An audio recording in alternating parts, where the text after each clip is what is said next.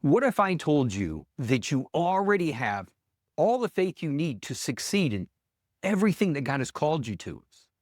And even in those times, those seasons when you're not seeing the expected outcome, that it seems delayed, it's not reflecting the need for more faith, but rather it's that process of removing everything that hinders your faith and how to cooperate with that. Now, my hope is, my desire is that you would really get this and recognize how you can apply this to every area of your life. But specifically, let's look at the assignments in your life. Every assignment in your life is that call, that invitation from God to be his person of influence there. That you would be that visible representation of the amazing God. You would be that person of impact. You would be both blessed and a blessing. And all of that sounds great, and faith is easy when things are going great.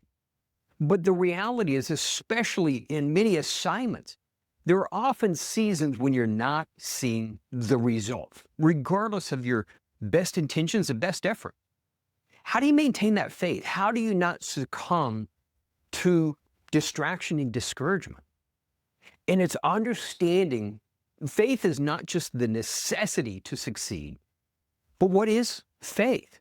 Now, it's a question I wrestled with God for years. What is faith? And so often we equate faith to an emotional belief, the idea that we have to feel it somehow. And in many ways, that sets us up to fail because, again, faith is easy when things are going well. But then, one is based on our feelings, our emotions. Then when we have that off day, it can create that sense of failure, that we missed it, that we blew it, or in my case, often feel like we're starting off at the bottom all over again, trying to build up faith. So what is faith? Well, in the Greek, the word means conviction, assurance, which is very different from an emotional belief or a feeling. But the Hebrew is even more profound, even deeper. In the Hebrew, it's a structure. It's reliable. Think about a foundation. It's something you build on. And it is always connected to God's character, his word, his promise, the principles. Faith is literally connected to those things, and it makes it reliable, makes it something you can build your life and your expectations on. And it's what produces the results. Now, conversely, what some might call faith, when it is not connected to, again, God's character, his nature, his promises, his principles, his very word, then we're in the category of wishful thinking. But what about when we're applying faith? We're stepping out. We have that conviction, but we're not seeing the result. Now, that's where it gets interesting. James says, rejoice when you enter into various trials. And to be candid, I hated that verse for a long time. Like, how do you rejoice when you're going into something painful? But what if it doesn't have to be quite that bad? And what if the reason for the rejoicing is what is coming out is so amazing? Because what he goes on and talks about is the purifying in your faith so that it is like pure gold. And understanding the reference there, that purifying is not making greater faith. It's not building your faith up where it's stronger. It's not something to just simply endure. It doesn't have to be quite as painful. That the purifying is exposing everything that is not in alignment with your faith. Highlighting everything that is actually undermining your faith, everything that's limiting you, everything that's holding you back. That those seasons, that again, that purifying is not about pain, but about highlighting what we need to discard. And how do we do that? How do we cooperate with that? Well, first, understanding what it means to be double-minded. Because James goes on and talking about wisdom, asking, he says, don't be double-minded and expect to receive anything from God. And double-minded does not mean you have a fleeting moment of doubt. But double-minded means to, on one hand, want to believe God's promises, his goodness, what he's going to do, but at the same time fixating on why it possibly can't work for you. And the word double-minded is used interactively with the idea of wavering. And here's a great example.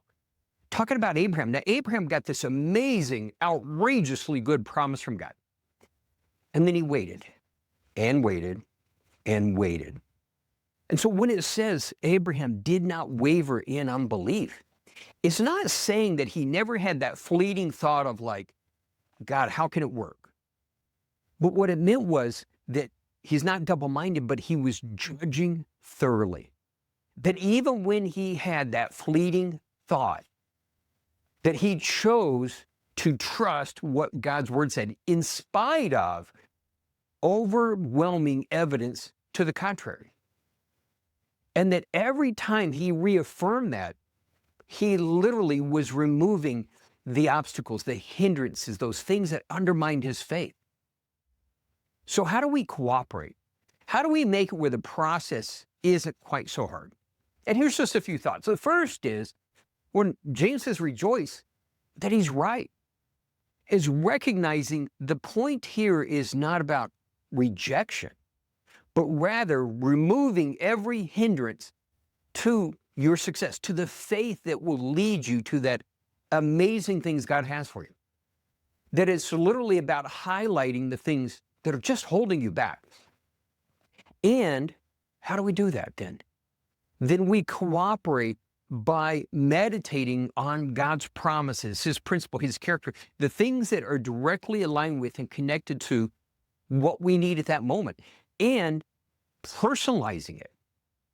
By personalizing it, reframing it, speaking it from our own perspective, what we're doing is we're counteracting, we're literally weakening every obstacle to that faith. We're aligning ourselves. We're not building a greater faith. We're not trying to be something we aren't already.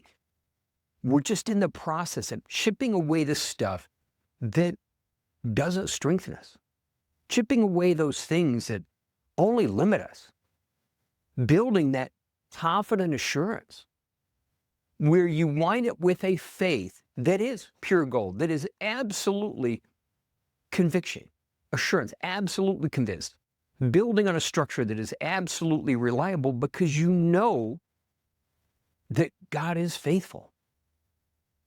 You have all the faith you need. You have everything inside of you. God has called you to bring this amazing impact to the world around you.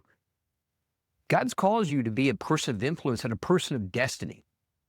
And the only thing that holds us back is not the need for greater faith, but to chip away everything that does not support that faith, everything that limits. You have all the faith you need. Go live it.